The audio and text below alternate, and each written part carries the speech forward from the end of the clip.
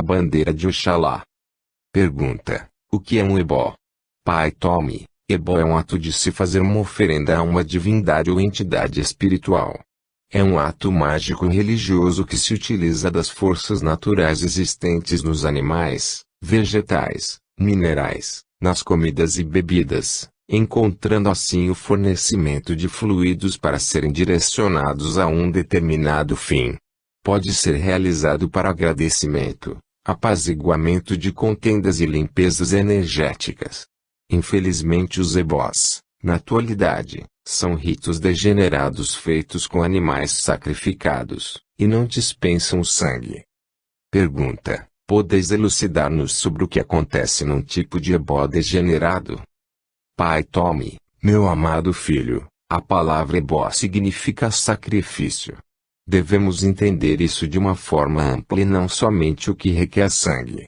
Na teogonia dos antigos africanos, as liturgias e rituais com ebó tinham por finalidade reordenar e corrigir o estado de desequilíbrio do ser. Todo conflito, na cosmogonia iorubá, poderia ser resolvido eventualmente por meio de uma oferenda. O ato sacrificial com fé, tornar a religar com o sagrado, seria responsável pela própria manutenção do equilíbrio das criaturas e lhes daria a tranquilidade para viver e serem felizes em suas atribulações diárias nas tribos primeiras da velha África. No mais das vezes, era um verdadeiro sacrifício a doação de uma ave ou um animal caçado para agradar os deuses, o que poderia significar menos comida no estômago por um razoável número de dias. Ocorre que houve uma degeneração desses ritos, pois hoje é impensável, desde o advento de Jesus, ainda se oferecer um animal aos deuses para que o ser humano não sofra. As oferendas não livram o espírito encarnado de suas provações kármicas e, se o contrário fosse verdadeiro, sacerdotes que fazem ebó não morreriam de câncer ou doenças congênitas. Bastaria que sacrificassem um animal aos deuses conforme orientação do oráculo no jogo divinatório, assim como acontecia com os fariseus à época do meigo Rabi. Tal feito é uma falácia à luz do tratado cósmico que é o Evangelho de Jesus. Nota de Ramatiz sobre a degeneração da magia africana, transcrita do livro Magia de Redenção, capítulos Males do Vampirismo, primeira edição, editora do Conhecimento. Os babalaos africanos autênticos que manejavam facilmente as forças ocultas e produziam fenômenos incomuns, surpreendendo os frequentadores de terreiros, depois de desencarnados foram substituídos por crioulos, mulatos e brancos incipientes, os quais ainda confundem as práticas severas da magia africana com as fantasias ridículas do animismo mediúnico descontrolado. Assim como a astrologia enxovalha-se nas mãos dos neófitos pela confecção ridícula de horóscopos em massa e a domicílio, tão precários como a buena dicha das ciganas, a velha magia africana viu-se entre os terreiristas principiantes, que se mostram incapazes de dinamizar o duplo etérico das coisas e seres, fazendo-os vibrar potencialmente no mundo astralino. Comumente, a magia castiça e autêntica do africano hoje não passa de uma colcha de retalhos costurada pelos fragmentos do folclore afro-católico ameríndio, ainda abastardada com a infiltração intrusa de práticas do ocultismo oriental. A magia africana operava no ambiente do mundo material, mas recrudesce em sua força e amplitude no mundo astralino, ante o fornecimento indiscriminado de sangue vertido nos morticínios em massa, de animais e aves, nos frigoríficos modernos, e pelos homens esfrangalhados pelas superbombas nos campos de batalha das guerras sangrentas. Enquanto existir sangue à disposição dos vampiros do além, a obsessão, o feitiço, a tragédia, a desventura e a doença ainda serão patrimônios kármicos da humanidade terrícola.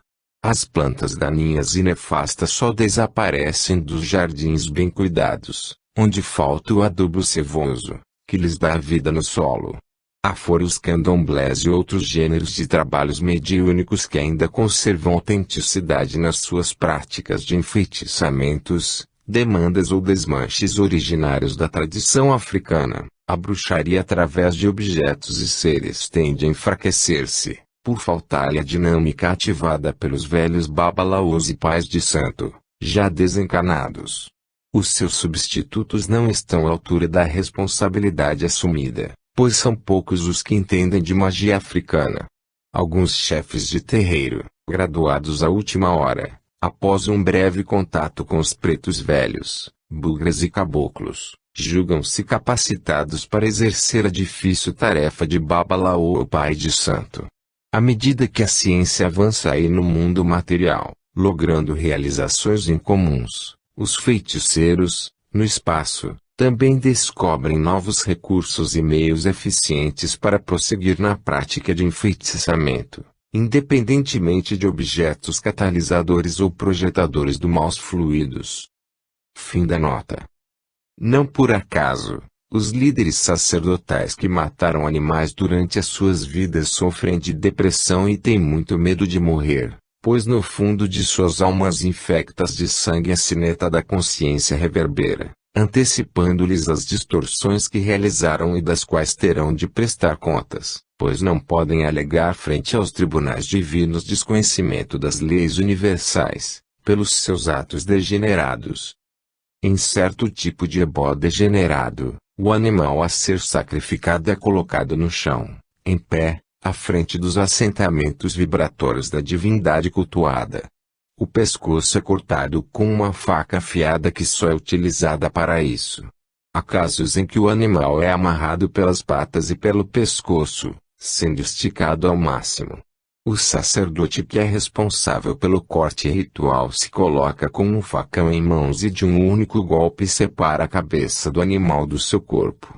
O sangue jorra nos assentamentos sagrados e cai espargido em golfadas quentes pelo chão. O sacerdote pisa no chão vermelho molhado e morno, dançando ao redor animado, ao som dos tambores, entre ladainhas, reza as invocações que são segredos aos não iniciados. Importa aos participantes alegria pela cabeça do cabrito ter sido separada por um único e certeiro golpe, sinal de que a divindade aceitou a oferenda, e todos ficam felizes. Lamentavelmente, esta breve descrição não é uma narrativa ficcional e ocorre diariamente no solo verde e amarelo de vossa pátria, que se torna vermelho. 11. Crônicas de um Eterno Aprendiz do Evangelho, por Norberto Peixoto. Curas à distância. Há casos específicos em que a cura meramente no corpo físico, reduzida a um fenômeno de recomposição de tecidos mórbidos, como os tumores, por exemplo, não valida a cura profunda, no espírito, e não depende necessariamente da fé do enfermo para ocorrer. Certa vez, presenciei o caso de um menino de 10 anos que teve um grave tumor na cabeça milagrosamente desmaterializado e o tecido cerebral recomposto e saudável novamente, para espanto dos médicos. A criança não sabia o que era ter fé, mas por intercessão de um guia no plano astral com outorga perante as leis divinas, a extirpação da metástase serviu para o despertamento da fé nos familiares, uma vez que o paciente estava desenganado da medicina terrena. A partir de então, a família materialista voltou-se fervorosamente para as questões do espírito. Este é o fato verdadeiro em que a fé do paciente não foi essencial para a obtenção de um fenômeno físico isolado. Todavia, foi determinante a nova fé plantada no coração dos parentes, que germinou numa melhora geral e, ao mesmo tempo, para que conquistassem merecimento, alcançando possivelmente até a cura profunda nos espíritos deles mesmos, pela mudança dos comportamentos equivocados por condutas evangelizadoras, ao serem tocados pela fé. Tua fé te curou, sentenciava Jesus diante do fenômeno milagroso. Foi um caso típico em que o coletivo é maior que o individual e justifica a intercessão de uma instância deliberativa superior do plano espiritual. Lembremos ainda do elucidativo episódio do centurião romano que intercedeu por seu escravo, pedindo a Jesus para curá-lo. Tendo Jesus entrado em Cafarnaum, chegou-se a ele um centurião e rogou-lhe: Senhor, o meu criado jaz em casa paralítico, padecendo horrivelmente. Disse-lhe: eu irei curá-lo. Mas o centurião respondeu: Senhor, eu não sou digno de que entres em minha casa, mas dize somente uma palavra e o meu criado há de sarar. Porque também eu sou um homem de autoridade e tenho soldados às minhas ordens, e digo a um, vai ali, e ele vai, a outro, vem cá, e ele vem, e ao meu servo, faz isto, e ele o faz. Jesus, ouvindo isso, admirou-se e disse aos que o acompanhavam: em verdade vos afirmo que nem mesmo em Israel encontrei tamanha fé.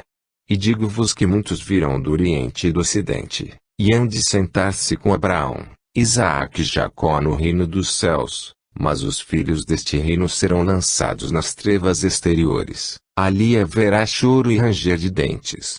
Então disse Jesus ao centurião: vai, e como creste assim te seja feito.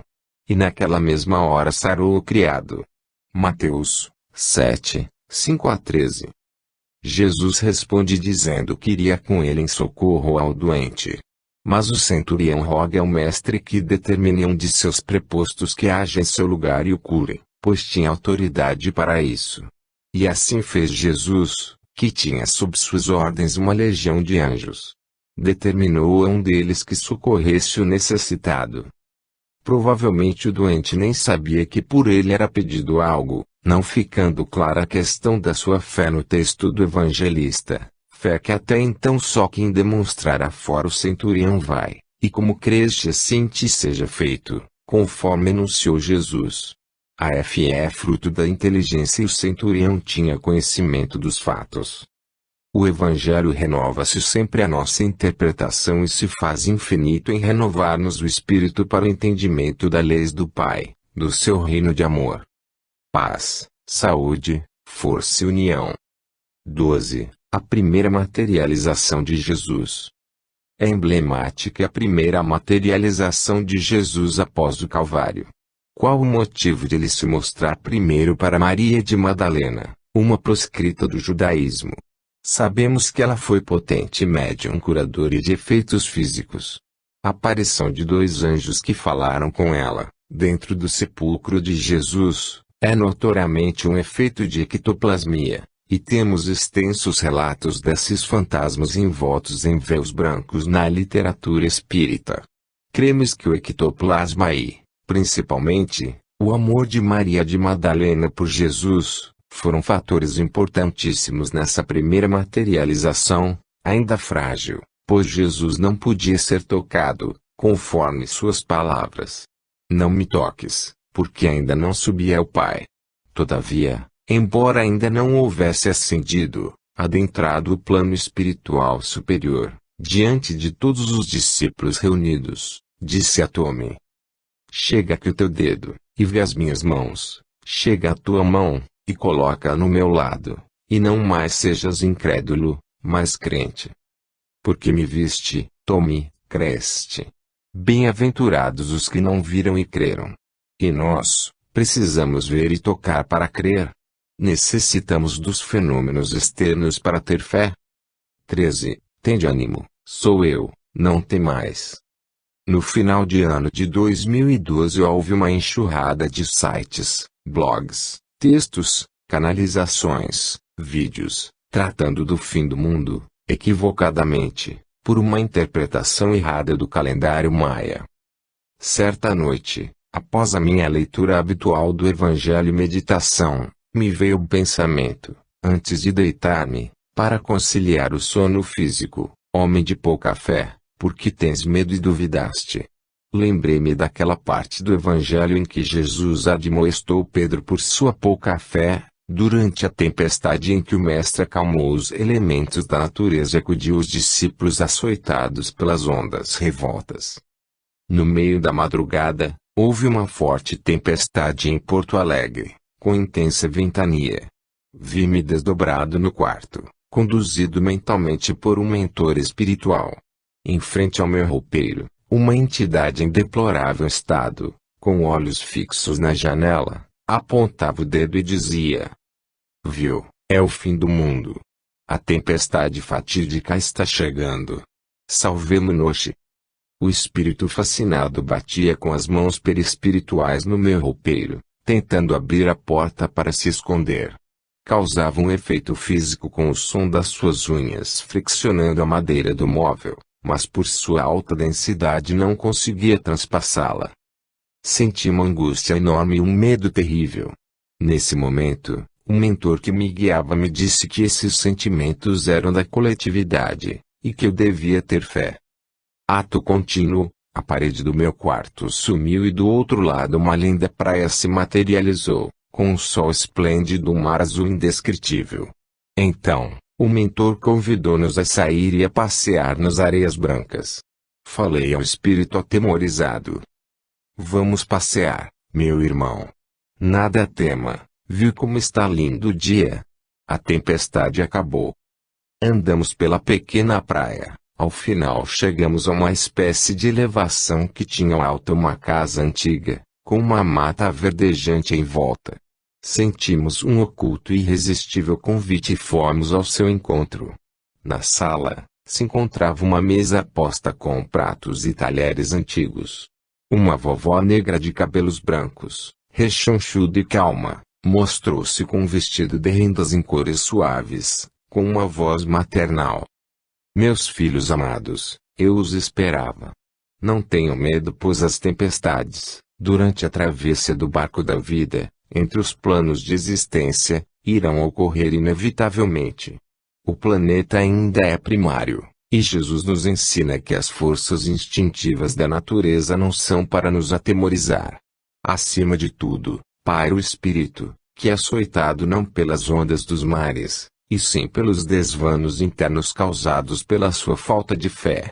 Os homens duvidam e a disponibilidade de tantos conhecimentos nos meios termos, pelo despreparo evangélico interno, acaba sendo instrumento das sombras para perturbá-los.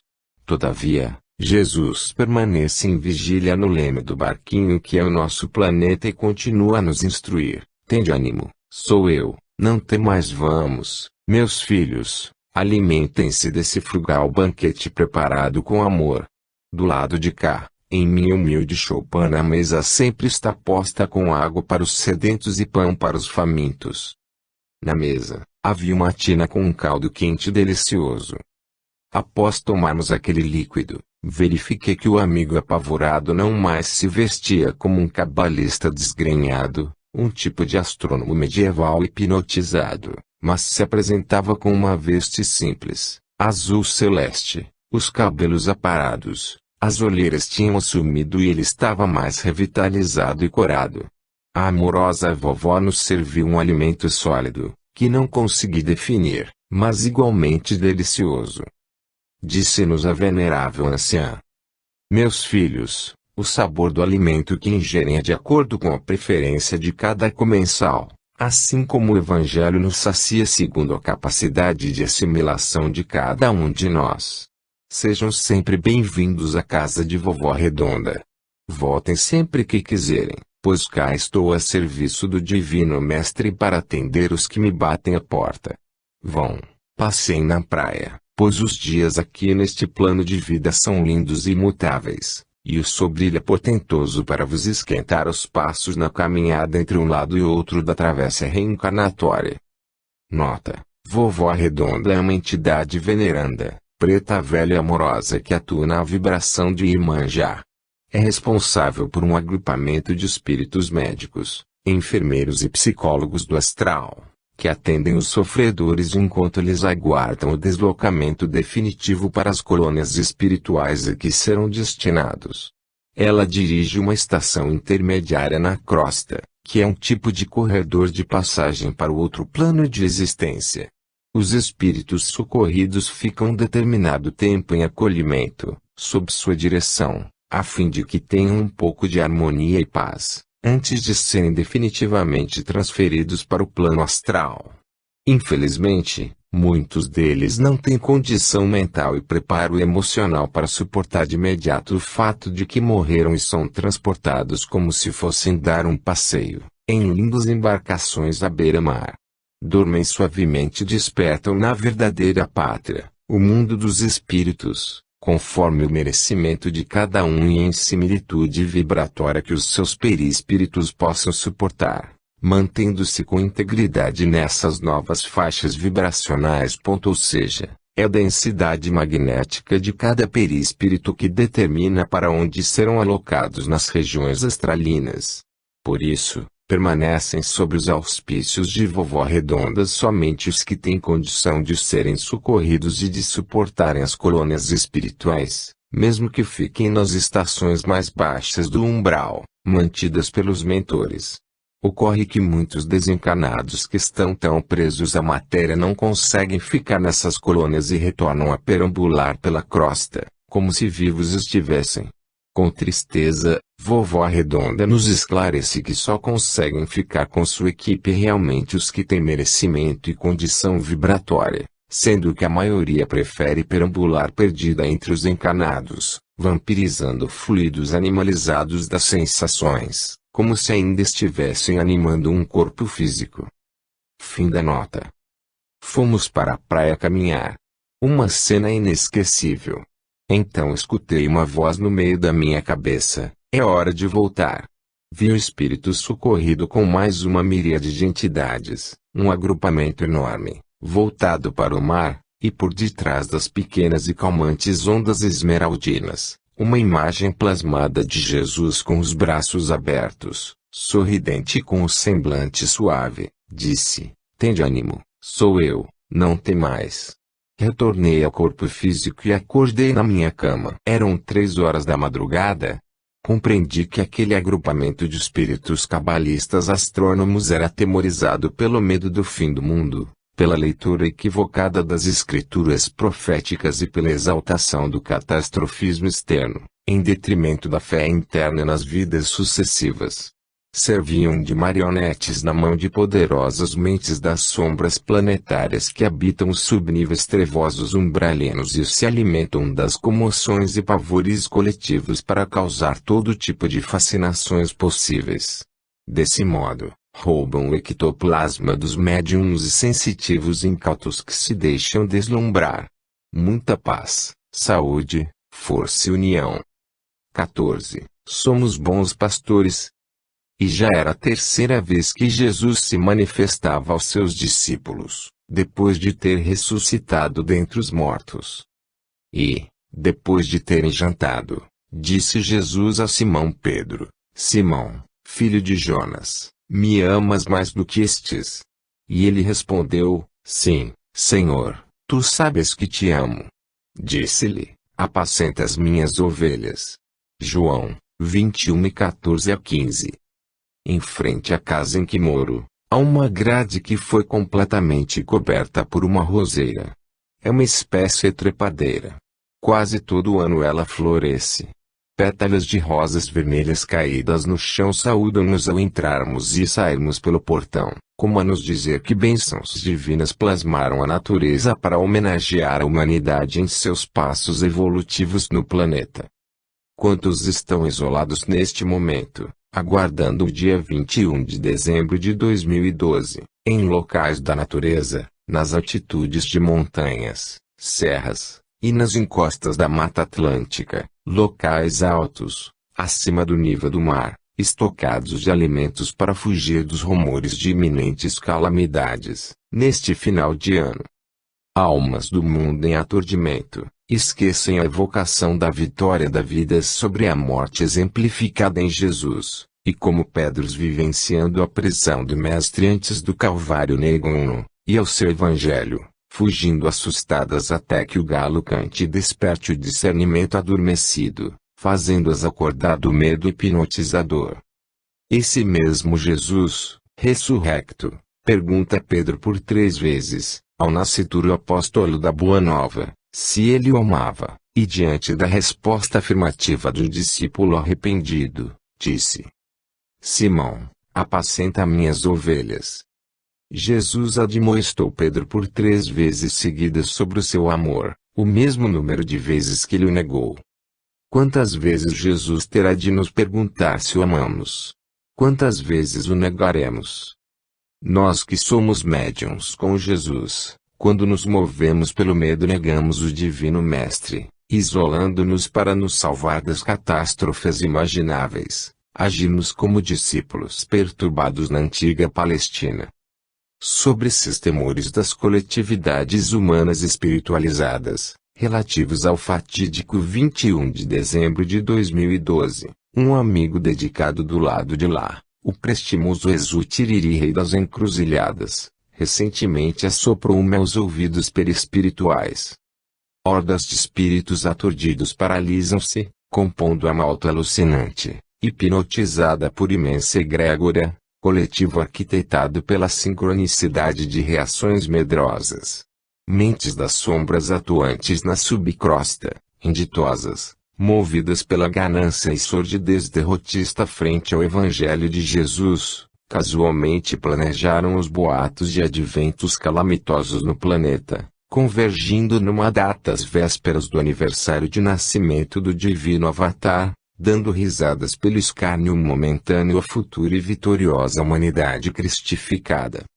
Enquanto escrevia este breve toque consciencial desse irmão mais velho da espiritualidade, em clara evidência havia uma espécie de salão medieval, um tipo de bunker, local astralino em que uma entidade principesca, altiva e poderosa, dominadora inteligente, usando uma máscara, sentada num trono, ria copiosamente dos aparvalhados da superfície, como se estivesse numa festa animada por bobos da corte, os habitantes fascinados da crosta. A coisa lá embaixo é mais séria do que a maioria pensa, neste momento de exílio e transição planetária, ocasião em que muitos entram em processos de fascinação. Concluindo o nosso tema. Os verdadeiros discípulos de Jesus, médiuns apóstolos do Evangelho, são destemidos, esperançosos e porta-vozes de paz. Agem sem medo e com fé inabalável.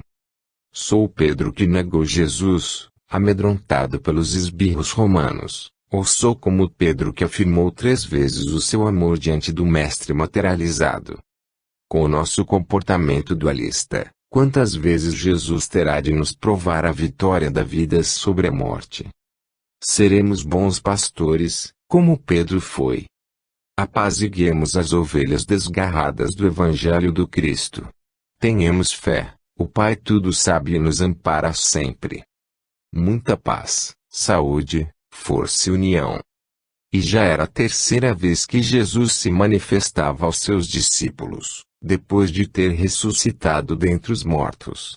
E, depois de terem jantado, disse Jesus a Simão Pedro: Simão, filho de Jonas, amas-me mais do que estes?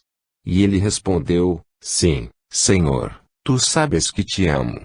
Disse-lhe: Apacenta as minhas ovelhas. Tornou a dizer-lhe pela 2ª vez: Simão, filho de Jonas, amas-me? Disse-lhe: Sim, Senhor, tu sabes que te amo. Disse-lhe: Apacenta as minhas ovelhas. Disse-lhe a 3ª vez: Simão, filho de Jonas, amas-me? Simão entristeceu-se por lhe ter dito 3ª vez: Amas-me? E disse-lhe: Senhor, tu sabes tudo, tu sabes que eu te amo. Jesus disse-lhe: Apacenta as minhas ovelhas. Na verdade te digo que, quando eras mais moço, te cingias a ti mesmo, e andavas por onde querias, mas, quando já fores velho, estenderás as tuas mãos, e outro te cingirá, e te levará para onde tu não queiras. E disse isto, significando com que morte havia ele de glorificar a Deus. E, dito isto, disse-lhe: Segue-me. João 21:14-19. 15. A egrégora, padrões mentais e emocionais induzidos. Jesus lhes respondeu: Destruí este santuário, e em 3 dias o reconstruirei. Replicaram os judeus: Em 46 anos foi edificado este santuário, e tu, em 3 dias, o levantarás. João 2:19-21. Basicamente, egrégora é como se denomina a entidade criada a partir do pensamento coletivo de uma assembleia, ou seja, é um campo de energia criado no plano astral a partir da energia emitida por um grupo de pessoas, através dos seus padrões mentais e emocionais. Esses padrões mentais e emocionais podem ser induzidos por espíritos inteligentes, mistificadores, pouco evangelizados, com o objetivo de causar confusão, discórdia, atrapalhação, dispersando as atenções para o objetivo que eles almejam ofuscar, como por exemplo o que ocorreu no dia 21 de dezembro de 2012, momento em que praticamente não se falava em Jesus, nos seus ensinamentos, em razão dos apelos externos salvacionistas que pululavam nos diversos tipos de mídia virtual. A gênese da formação dessa monstruosa aglutinação de pensamentos parasitas, o pano de fundo que fez com que isso fosse criado e se fortalecesse, é o instinto de sobrevivência egoísta exaltado pelo medo da morte, conforme nos orienta Ramatiz. Enquanto as criaturas humanas, preocupadas com a existência e manutenção de suas vidas, não compreenderem Jesus ressurrecto para muito além do homem crucificado, aspecto da sua vitória sobre a vida carnal que as religiões de massas estão falhando em consolidar, fraqueja a fé das criaturas, dado que não sedimentaram em si a religiosidade, pela crença absoluta em dogmas infantis. O Mestre reconstruiu seu santuário, seu corpo perispiritual, 3 dias após o Calvário na cruz. Por meio de uma aglutinação de ectoplasma, materializou seus discípulos incrédulos. Os homens, pouco religiosos e quase nada espiritualizados, procuram instintivamente um apoio externo nos momentos do medo em que julgam que suas vidas estejam ameaçadas. Assim, com o medo e o egoísmo exaltados, prendem-se as mentes às pompas externas, fincam o pé literalmente ao pé das letras sagradas, instalando-se o fanatismo por fenômenos externos pela falta de segurança interna, mesmo que fontes científicas sérias digam o contrário do que creem como verdade absoluta. Os mentores espirituais que zelam pela humanidade instruem, nos mais diversos compêndios, que conforme determina a ética sideral de evolução das consciências, não devemos nos antecipar aos ditames geofísicos, astrofísicos e astronômicos, nem ao mérito das soluções científicas comprovadas pelos pesquisadores acadêmicos.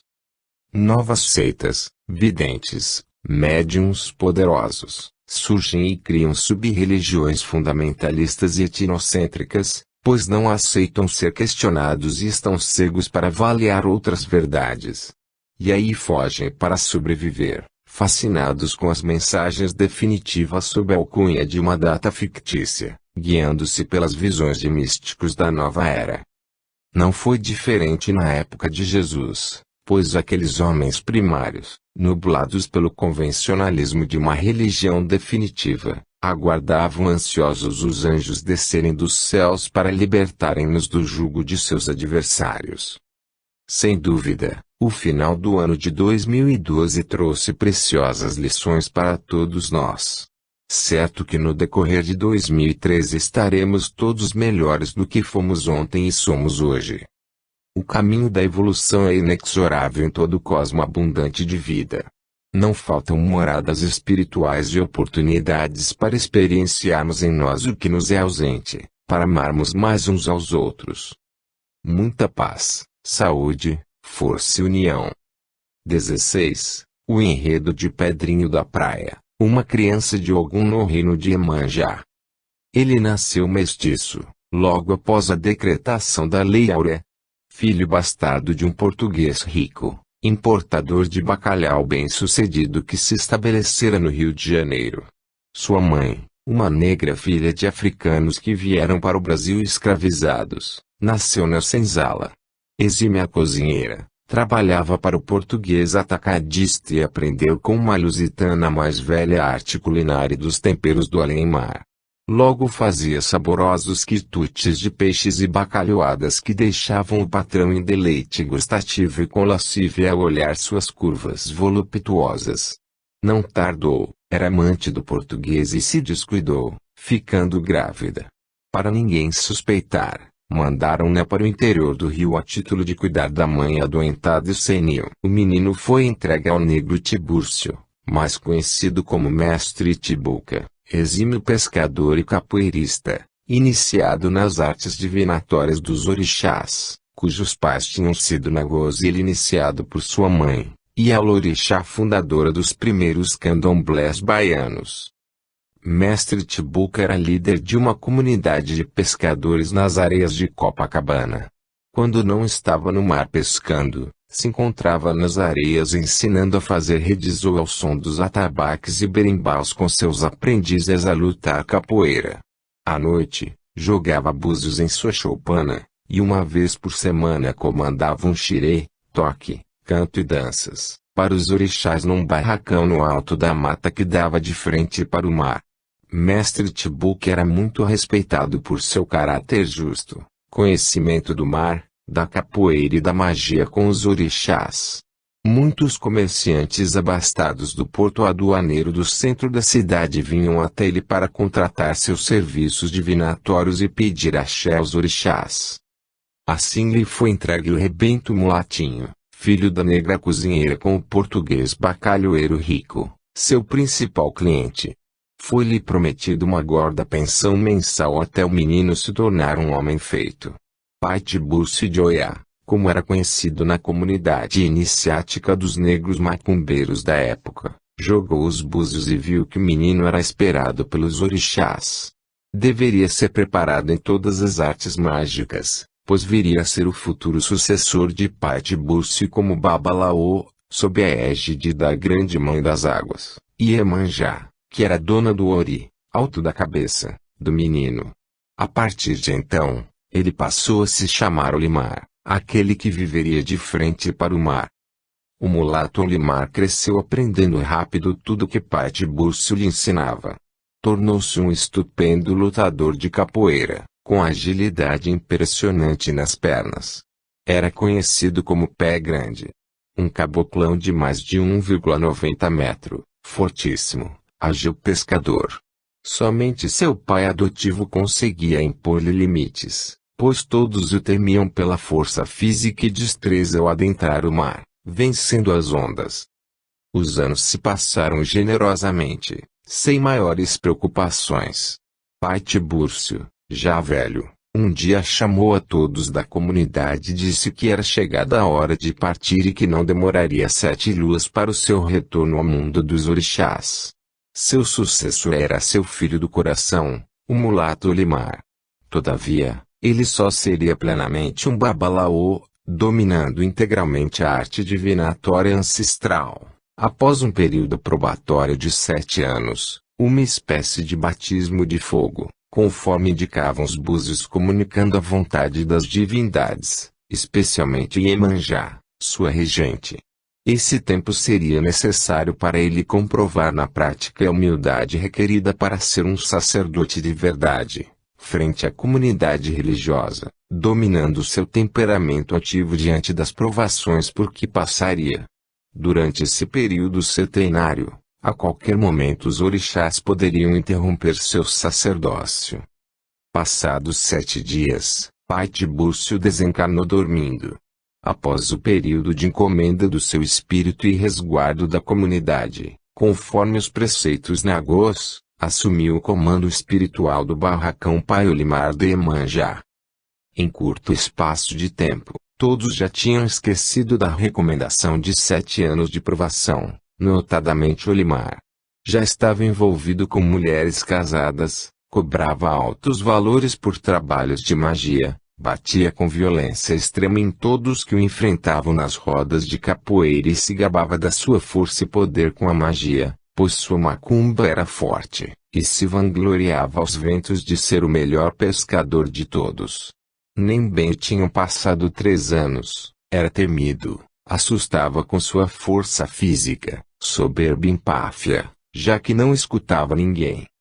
Certo dia, em que o barracão fazia os preceitos para a festa anual de Oiá, orixá dono do axé da casa, tendo seus fundamentos sido feitos pela africana mãe de Pai Tiburcio, na época ainda viva, Olimar resolveu entrar no mar para pescar, mesmo sabendo que era proibido pela lei do santo, dado que nas festividades de aniversário ele, como filho de Iemanjá e do seu axé, não podia entrar no mar. pescar ou comer qualquer tipo de peixe fora do barracão, uma espécie de interdição e delimitação de espaço, pois seu orixá estaria sendo cultuado e homenageado junto com os demais dentro do barracão.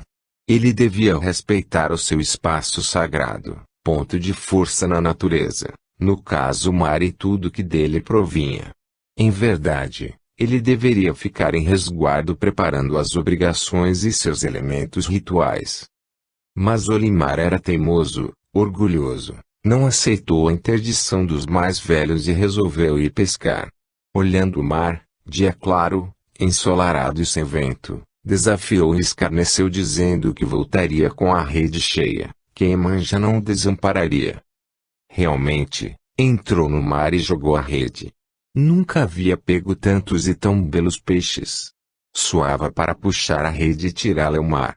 Já estava quase no fim e repentinamente algo puxou a rede com muita força para o fundo. Seu pé esquerdo, por sinal enorme, não por acaso era chamado de pé grande, ficou misteriosamente enrascado na rede e ele caiu no mar. Nadou com todas as suas forças e a canoa ficou cada vez mais longe. Parecia que uma baleia estava enroscada na rede. Quanto mais ele nadava, mais pesada ela ficava. Extenuado, com o sol causticante batendo-lhe na cabeça, que latejava e queimava como se estivesse pegando fogo, o mar o engoliu e ele foi puxado para baixo. Trancou a respiração por algum tempo, até que o pulmão não aguentou mais e se encheu de água. Em segundos, enxergou Pai Tiburcio à sua frente, nas profundezas de um mar límpido, de um azul cristalino. Com uma auréola amarelo-dourada em volta da cabeça, Pai Tiburcio lhe falou: Meu filho amado, Iemanjá te chamou de volta, ela que é dona do teu ori, da tua mediunidade. É verdade que ela não te deixa desamparado, por isso ordenou tua volta. Não seguiste a tua programação reencarnatória. Como Iemanjá zela por ti, e para não caíres mais ainda, ela te entroniza no reino mais uma vez. Estavas em período probatório, lembra, mas foste vencido pelo teu orgulho, ao invés de vencer pela modéstia. Mas não te aflijas, se te fizeste grande diante dos olhos dos teus companheiros da carne, terás que aprender a ser pequeno no lado de cá, pois o que importa é o tamanho da humildade e do amor no coração para os que estão junto contigo quando retornares para a matéria densa. A canoa de Olimar voltou sem ele, cheia de peixes como havia dito. Assim, o mulato retornou para as lides de Aruanda. Hoje aprende a ser humilde, como um soldadinho de algum astral, uma criança heré, atuando no reino de Iemanjá, à beira-mar, diante das ondas, auxiliando as falanges socorristas nas descargas energéticas e demandas astrais com a magia dos orixás, na sagrada Umbanda. Ele responde pelo nome de Pedrinho da Praia, e seu ponto cantado, chorado, mas para um fado de saudade, diz: Tão grandes as pegadas na areia que eu deixei, tão distantes dos entes que amei, marei, marei, marei, marei, Iemanjá é orixá de lei. 17. Saudades eternas. No reino de Omulu. Hoje, por volta das 16 horas, estive visitando o cemitério municipal São João, aqui em Porto Alegre. Fui agradecer ao orixá Omulu, em seu ponto de força vibrado, toda a proteção e cobertura espiritual que ele nos dá, enquanto zelador de uma corrente mediúnica com giras de atendimentos semanais na Umbanda. Esse orixá fundamenta a nossa egrégora em todo o trabalho de desligamento da matéria de espíritos desencarnados e, ao mesmo tempo, protege os membros de nossa corrente, escoando as energias deletérias para a natureza, preservando saudáveis os duplitéricos dos médiuns. Ou seja, resíduos magísticos negativos voltam à Mãe Terra sob a égide de Omulu, renovando-se como tudo que ocorre na natureza. Ao caminhar dentro do Campo Santo, ao qual chamamos de Calunga, admirei os belos jazigos perpétuos, alguns de famílias eminentes, fazendeiros, empresários, industriais, com enormes e portentosas estátuas de Jesus em bronze. Respeitosamente refleti que transferimos para a morada de nossos restos mortais a ostentação que temos com os bens da matéria, mármores importados, estátuas de bronze, vidros de cristal, azulejos portugueses. Fiquei pensando por quantas vezes já reencarnamos enquanto jazigos espalhados por cemitérios, em vários países do orbe. Temos restos mortais que serviram de meio para nossos espíritos viverem na carne. Já reencarnamos milhares de vezes e os títulos acadêmicos, nomes familiares, cargos famosos, bens, riquezas, são transitórios. Mas, sem dúvida, o que mais me levou a meditar foram as placas de saudades eternas, colocadas junto às fotos dos parentes que jazem além da sepultura. Olhando aqueles semblantes, senti a presença de Ramatias e me veio o seguinte recado em clareaudiência, pensamento sonoro no meio da cabeça. O sentimento de saudade é ocasionado quando estamos longe e ausentes de algo ou alguém que amamos. Então, uma saudade eterna é aquela gerada por algo que nunca mais veremos ou estaremos juntos. Ocorre que encontraremos em breve nossos entes amados, do lado de cada vida ou em futuras reencarnações. Em verdade, não existe uma saudade eterna em relação a entes amados, até porque eterno é aquilo que sempre existiu, no passado, no presente e no futuro, e se sempre existiu nunca foi criado. Só Deus é eterno. Somos infinitos, espíritos imortais, criação do incriado, o Pai-Mãe universal. Os espíritos, desde seu nascimento na maternidade do cosmo, são infinitos. A partir do momento em que tenham consciência de suas individualidades imorredoras, terão sucessivas e ininterruptas oportunidades de reencontrar entes amados e reconstruir a ponte do amor que os ligará novamente num mesmo plano de existência, sem ritos de separações momentâneas como são as mortes na materialidade ilusória. Com muita paz no coração e sutilíssimas e amorosas vibrações me envolvendo ori, entre aqueles jazigos todos, agradeci o Molu a oportunidade de transformação da minha consciência, fazendo aos poucos morrer o homem velho e gestando o novo, oportunizado pela mediunidade e por seu exercício ininterrupto junto aos sagrados orixás e falangeiros na amada Umbanda. O Molu Ayatotô é um orixá. Pede que lhe dá, Atotô, ele é orixá. Se ele corre os quatro cantos sem parar. Se ele corre os quatro cantos, é para seus filhos ajudar. O Molu Ayatotô, ele é orixá. Muita paz, saúde, força e união. 18. Na casa do leproso. Temos preferência pela forma de apresentação dos espíritos. Ora, estando Jesus em Betânia, em casa de Simão, o leproso. Mateus 26:6. Por meio de sua apurada clarividência, através de seu chakra frontal completamente aberto, Jesus, um yoga avançado e avatar do amor, já sabia que se aproximava o momento supremo de seu derradeiro testemunho na cruz. Faltavam poucos dias para a Páscoa, quando ele seria preso e entregue para o holocausto do seu corpo físico. Os sacerdotes de Jerusalém se reuniram com o príncipe deles, Caifás, e confabularam arquitetando como fariam Jesus morrer. Aquele que só pregou a fraternidade e o amor exemplificaria o perdão aos inimigos, como orar pelos caluniadores, e seguiria a sua missão obediente aos desígnios do Altíssimo. Não houve fatalidade, pois se Jesus quisesse poderia ter evitado o Calvário. Ele tinha livre-arbítrio e era espírito livre, sem nenhum débito de vidas passadas, que se rebaixara sacrificialmente para reencarnar na Terra por amor à humanidade. Entretanto, seguiu o plano divino traçado a fim de beneficiar pelo seu exemplo todo o planeta. No mesmo momento que os sacerdotes judaicos reunidos em alto clero confabulavam costurando o plano da morte do Messias, ele calmamente hospedava-se na casa de um leproso de nome Simão, em Betânia. Mais um escândalo para os ortodoxos israelitas. Pela lei de Moisés, os leprosos eram impuros e proibidos de entrar nas sinagogas. Jesus pairava acima das convenções religiosas, sociais e morais da época, e nos dá mais uma profunda lição, digna de ser posta em prática por aqueles que verdadeiramente almejam se evangelizar. Ninguém melhor do que Jesus conhecia a lei de causa e efeito. Porém ele não julgava nenhum leproso, manco, cego, prostituta, publicano ou samaritano. Hoje, graças ao Espiritismo, sabemos que os sofrimentos são justos. Se o Espiritismo mostra a causa, somente o Evangelho interiorizado nos diz que é nosso dever ajudar os sofredores. Tristemente, hoje verificamos muitos racionalizarem o sofrimento alheio e não conseguirem ajudar ninguém, muito menos espíritos sofredores, pois isso requer incorporação mediúnica em trabalho de desobsessão, algo ultrapassado e descartado nestes tempos de terra regenerada.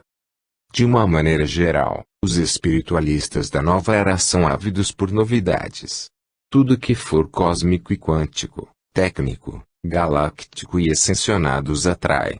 A rotina tediosa dos passes e das tarefas que exigem passividade mediúnica vai sendo deixada de lado, pois são coisas ultrapassadas. Assistencialismo dispensável que ficou para trás junto ao superado mundo de provas e expiações. Outros aqui a terra e construções extrafísicas, em desdobramento apométrico, acham que estão fazendo, e a dor humana em nosso plano físico é desconhecida, bem como as mazelas atuais do planeta cada vez mais poluído. Em nossa sociedade imediatista e materialista, de quais leprosos queremos nos afastar e de quem nos aproximamos? Procuramos sempre estabelecer relacionamentos e amizades com pessoas de sucesso, influentes, poderosas, saudáveis e bonitas. Em nossos momentos de lazer, nos reunimos em ambientes assépticos, com temperatura amena pelo manejo dos condicionadores de ar, e olhamos de nossos carros possantes e das vidraças do shopping center o paralítico pedindo esmola, o mendigo esfomeado, a criança ranheta, e para todos fazemos cara de enfastiados e superiores, passando os dedos no nariz como se o odor alheio fosse inferior às emanações etéreas de nossos perispíritos chagados. Julgamos, explicando por que os outros sofrem, nada mais justo se foi ladrão, assassino, esquartejador.